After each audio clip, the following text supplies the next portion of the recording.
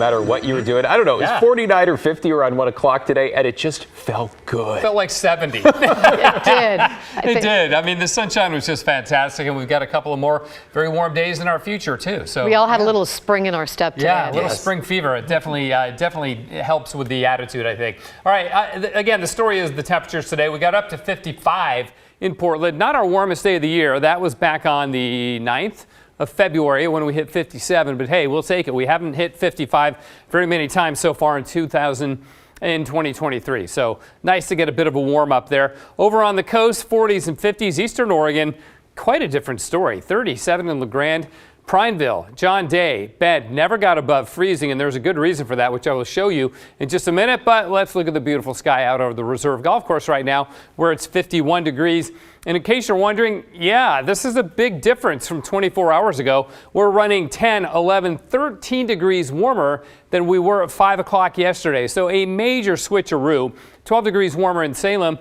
Contrasting that, look at the nearly 20 degrees of cooling in John Day and Baker City, 17 and 19 degrees cooler than 24 hours ago. And the reason for that is that storm that's rolling into California right now. We're on the northern edge of it. We're catching all that cloud cover.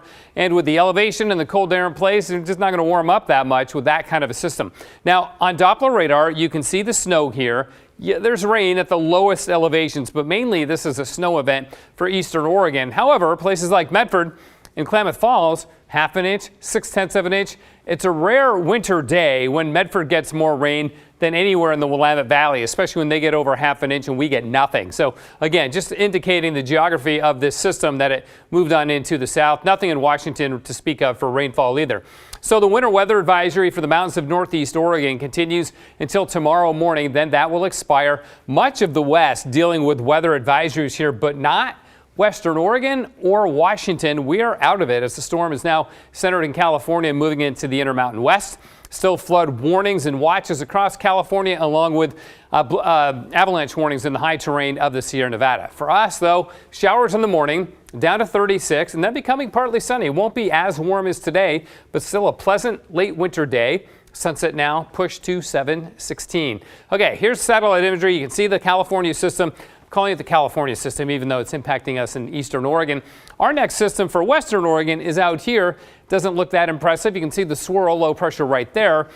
But that's it. That's going to throw a few showers over us in the morning, and then we will dry out as we see a fairly major reconfiguration of the weather pattern here that's impacting us on the West Coast, and that is we're going to go to high pressure for a couple of days after that little system tomorrow morning clears out. We see offshore winds. It'll be cold in the mornings on Thursday. We'll probably have widespread areas of frost, but we'll be in the upper 50s on Thursday. And I think with a warmer start on Friday, because it won't get as cold Friday morning, we will make it up to about 60 degrees for the first time this year.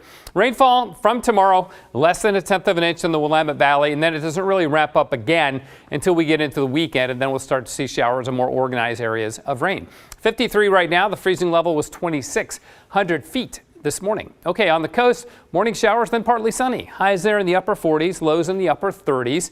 For the valleys, we're also looking at a few sprinkles in the morning, then partly sunny, and about 50. The morning lows staying above freezing. For the Cascades, morning snow, about 1 to 2 inches new, so should be nice and velvety on the slopes tomorrow morning if you're going to go ski. Snow level staying low, about 1,500 feet, and in fact, that will prompt a little bit of snow shower activity in the gorge, but mainly up off the river valley, so not a problem for driving. And then becoming partly sunny in the afternoon, getting up to about 48 in Cascade Locks. For Portland, a low of 36 and a high of 50. We'll have those morning sprinkles, pretty scattered and not a lot of rain, less than 1/10 of an inch. But then we jump to 59 on Thursday after that morning low of 32.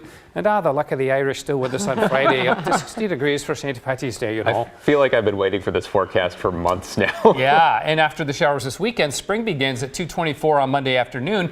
And that should be a dry day for the first day of spring, and then rainy for the second day of spring because, you know, it's spring.